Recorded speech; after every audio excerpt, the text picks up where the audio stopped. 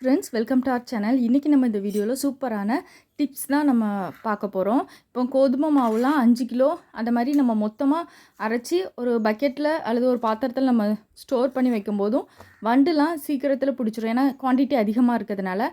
அப்படி வராமல் இருக்கிறதுக்கு நம்ம இந்த கோதுமை மாவில் வந்து உப்பு வந்து சேர்த்து மிக்ஸ் பண்ணலாம். ஆனால் ஒருவேளை மறந்துட்டு நம்ம சப்பாத்தி அதெல்லாம் மேக் பண்ணும்போது அதிகமாக உப்பு போட்டால் ரொம்ப அதிகமாகிரும். அதுக்கு பதிலாக இந்த மாதிரி வத்தல் வந்து நம்ம 4-5 வத்தல் வந்து உள்ள மாவு கூட சேர்த்து வச்சிடலாம். உடைக்க வேண்டாம். அப்படி ஃப்ரெஷ்ஷான வத்தலை வந்து நம்ம இதை மாதிரி மாவுக்குள்ளே நல்லா மூழ்கிற அளவுக்கு மேல்டாப்பில் மட்டும் வச்சா போதும். வண்டு பூச்சிலாம் நமக்கு சீக்கிரத்தில் வராது.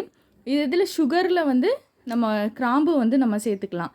அப்போனா நமக்கு வண்டு அப்புறம் எறும்புலாம் வராமல் இருக்கும்.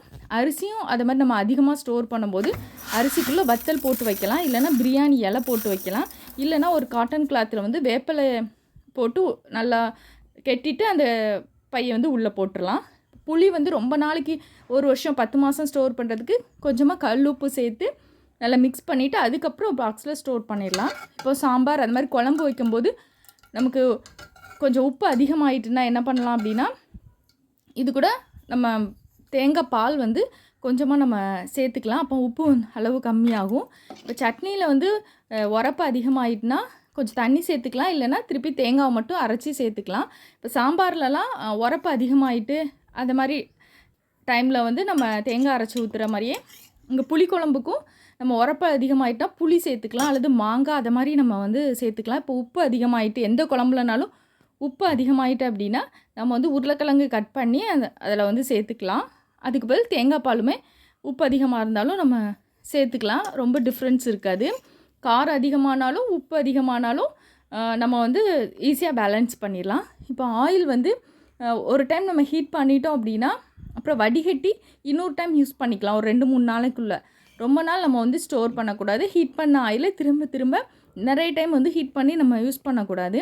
இப்போ பால் வந்து இன்றைக்கி பவர் கட், ஆனால் பால் கெட்டு போகாமல் இருக்கணும் அப்படின்னா பால் காய்ச்சதுக்கப்புறம் நல்லா லோ ஃப்ளேமில் வச்சுட்டு ஒரு 5 மினிட்ஸ் கொஞ்சம் அது மீடியமாக அப்படியே கொதிச்சிக்கிட்டே இருக்கட்டும். அப்போனா நமக்கு கரெக்டாக இருக்கும்.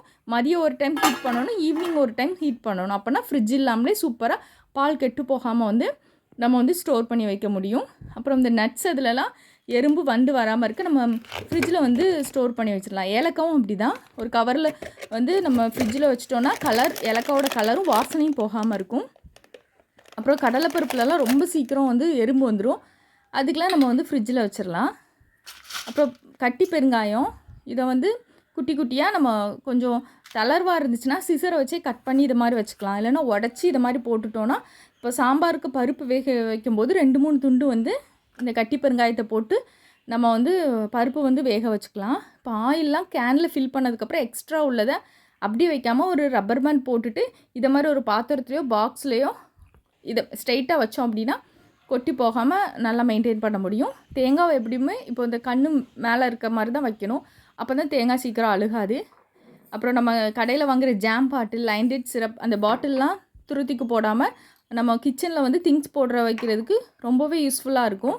இதை மாதிரி ஒவ்வொரு டைமும் நம்ம வாஷ் பண்ணி இதுக்கு யூஸ் பண்ணிட்டோம் அப்படின்னா கொஞ்சம் நாளில் நமக்கு நல்ல ஈவனாக சூப்பரான ஆர்கனைசர் வந்து கிச்சனில் வந்து ரெடி ஆயிரும். இப்போ ஆனியன் சின்ன வெங்காயனாலும் பெரிய வெங்காயனாலும் ஒரு பேஸ்கெட்டில் வந்து நல்லா காற்று படுற மாதிரி தான் வைக்கணும். ஸோ மழை டைமில் கண்டிப்பாக நம்ம வெயிலில் 1 ஹவராவது காய வச்சு அப்புறம் வைக்கும்போது தான் சீக்கிரம் வந்து அது அழுகி போகாமல் நமக்கு ஃப்ரெஷ்ஷாக அப்படியே நமக்கு இருக்கும். ஃப்ரிட்ஜில் கண்டிப்பாக இதை வைக்கவே கூடாது, முளை விட்டுரும். இப்போ மிக்ஸி ஜாரில் வந்து நல்லா நமக்கு பிளேட் ஷார்ப்பாக வரணும்னா 15 நாளுக்கு ஒரு தடவை ஒரு கை அளவுக்கு கல்லுப்பு போட்டு நல்லா திரிச்சோம் அப்படின்னா பிளேடு நல்லா ஷார்ப்பாக இருக்கும். அது மாதிரி உப்பு வந்து பிளாஸ்டிக் பாக்ஸில் ஸ்டோர் பண்ணுறதுக்கு பதில் இது மாதிரி ஜெராமிக் பவுலில் நம்ம வச்சோம் அப்படின்னா தண்ணி விடாமல் இருக்கும். நம்ம இப்போது கறி லீவ்ஸ்லாம் இது மாதிரி நார்மலாக பாக்ஸ்லேயே நம்ம வந்து உருவி போட்டு ஸ்டோர் பண்ணிக்கலாம் ஃப்ரிட்ஜில். அதே இது இப்போ புதினா கொத்தமல்லி எடுத்துக்கிட்டோம் அப்படின்னா அதுக்கு மேலே வந்து ஒரு பேப்பரோ ஒரு காட்டன் கிளாத்தோ வச்சு நம்ம க்ளோஸ் பண்ணி வச்சிட்டோன்னா மூடியில் உள்ள தண்ணி உள்ளே பட்டு அழுகாமல் இருக்கும். இதை மாதிரி நம்ம பேக்கெட்டில் யூஸ் பண்ணுற மசாலாலாம் பாக்ஸில் கொட்டிட்டு எக்ஸஸாக இருந்துச்சு அப்படின்னா இதை கண்டிப்பாக ஃபோல்ட் பண்ணி நம்ம வந்து ஃப்ரிட்ஜில் வச்சிடணும். இல்லைன்னா வண்டு அதை மாதிரி வந்துடும். அப்புறம் நமக்கு வந்து மசாலாவோட ஸ்மெல்லாம் போயிடும். அப்புறம் ஃப்ரெஷ்ஷாக நமக்கு வந்து மசாலா வந்து இருக்காது. ஸ்மெல் போயிட்டு நல்லாவே இருக்காது. அதனால் அப்படியே நம்ம ஃப்ரிட்ஜில் ரோல் பண்ணி ஸ்டோர் பண்ணுறது நல்லது.